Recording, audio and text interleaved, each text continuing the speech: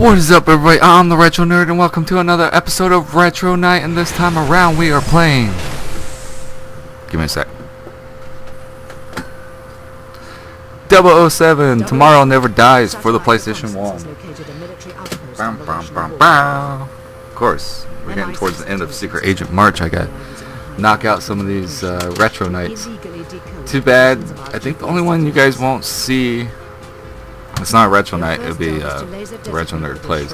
You guys won't see 007 Legends. I guess I just have to play that for a different time. But anyways, guys, so we are playing Tomorrow Never Dies, one of Pierce Brosnan's games and movies. So, if you guys don't realize, Pierce Brosnan's like one of my favorite Bonds, besides Sean Connery and Daniel Craig. They were like the Roger Moore, and then that one guy that did like one movie for them. But anyways, yeah, so Tomorrow Never Dies follows the same plot as the movie Tomorrow Never Dies. And pretty much if you've seen the movie, you know the plot of the game, essentially. So let's get into the game aspect of this, since this is based off a movie, as most of these Bond games are. Except for like certain ones. Certain ones are not based off of movies. I think they've done stuff where they use bits and pieces from all different movies in it. But pretty much, so this game is in the same style of Siphon Filter. That's how I remember it, and remember the design and everything for it is it's just like Siphon Filter, which is another classic game that I like for the PlayStation. So you start out, you know, you have med kits, you have, you know, your trusty silenced pistol, as always. And you pretty much just go around and do the objective. First level is the one I'm be playing through. Pretty much I just gotta get to the satellite dish, hit it with the laser targeting system so they can hit it with an airstrike. Pretty much simple little things here and there. What I like about this is you have lives in this game, so if you die, you just respawn right where you're at.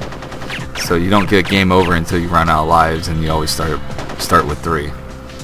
So I found that to be really interesting and really neat, because why punish the player? You know, well, I mean, dying is a punishment in the game, but when you have games that, you know, games with lives in them makes the game a lot more fun, because you know you don't have to restart from a whole new level or anything like that, because you just respawn and you keep going, you know, in the level.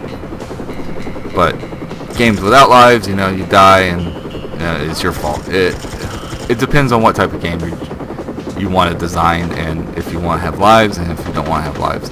Me personally, I think this fits for this Bond game, because, you know, just lets you pick right up where you left off. You have all your weapons, you have all your items, and so I think that fits. And that's probably why this Bond game is remembered a little bit more, besides GoldenEye and The World Is Not Enough. Usually all the Pierce Brosnan games are usually always remembered by everybody, and then all the other Bond games are just, you know, flat out shit or forgotten by people. So Pierce Brosnan, I guess, is like one of the best Bonds there is to people, because I mean his video games are remembered: GoldenEye, World Is Not Enough, and then Tomorrow Never Dies.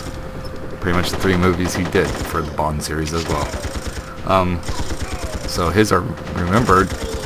So that means Pierce Brosnan's the best, because he's got the best video games. And I don't know if like Tomorrow Never Dies was good. I've never seen Tomorrow Never Dies. I've seen The World Is Not Enough, and I've seen GoldenEye. I never really knew Pierce Brosnan did Tomorrow Never Dies. I never knew that was really the movie. It's probably because, like, after I watched GoldenEye, I probably skipped this one. Then again, when GoldenEye came out, I was also a kid too, so you know, I had to wait for them to come out on VHS and all that, or someplace where I can rent them. And I probably never picked up Tomorrow Never Dies. I should probably watch that sometime soon. But so I don't know if that one's good. I know the other 2 are. I know GoldenEye's good. The World Is Not Enough is kind of eh, but I mean, probably better than Roger Moore stuff. So I would say Pierce Brosnan is probably my most favorite of the Bonds. Sean Connery is just for the amount of fucking women he gets, especially sounding like, you know, I'm Sean Connery type of thing. But no, Sean Connery's Bond is also the one that spawned the whole thing, and also made Bond the badass that he is. No, I would have to say Pierce Brosnan is probably my most favorite Bond. He's also ranked as the Bond that killed the most people.